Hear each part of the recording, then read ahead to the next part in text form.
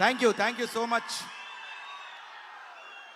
Mega power star వేదిక మీద నిలబడి ఆయనకు బర్త్డే విషెస్ చెప్పడం అనేది, వారి కోసం మీరందరూ ఇక్కడ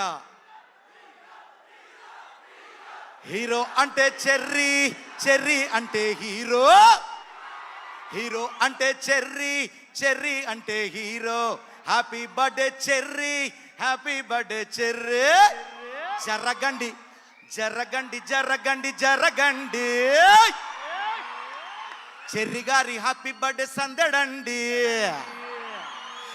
జరగండి జరగండి జరగండి, చెర్రీ గారు బర్త్డే సందడండి.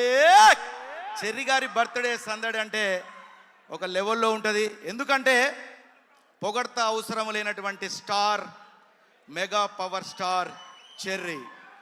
చెర్రీ గారి బర్త్డేకి ఎప్పుడైనా బయట ఉండి ఆయన బర్త్డే గురించి నేను వీక్షించేవాడిని. ఆయన బర్త్డే వేదికల మీద చూస్తూ టీవీలలో వీక్షించేవాడిని. నేను ఈరోజు బిగ్ బాస్ అనే వేదిక ద్వారా మీ అందరికీ పరిచయమై మీ యొక్క ఆదరాభిమానాలు అందుకొని ఆయన బర్త్డే సందర్భంగా వేదిక మీదకి వచ్చి ఆయన బర్త్డే విషయం చెప్తుంటే ఇంకా అంతకంటే ఆనందం ఏముంటుందండి. ఆడియన్స్ నుంచి ఆయన వేదిక దాకా నేను వచ్చాను అంటే నిజంగా ఆయన ఆదర్శంగా తీసుకోవడం. బిగ్ బాస్లో ఒక బిగ్ బాస్ ఉన్నాడు, ఎవరో చెప్పండి? మెగాస్టార్ బిగ్ బాస్ సినిమా వచ్చిన తర్వాతనే బిగ్ బాస్ వేదిక వచ్చింది.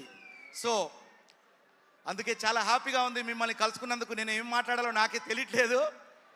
సో అన్న నీ కాస్ట్యూమ్ బాగుందన్న. Oh thank you sir. Ram Charan sir inspire చేసావు కదా ఇది. డెఫినెట్గా తప్పకుండా రామ్ చరణ్ గారు ఆయన. సో మీ కేరింతల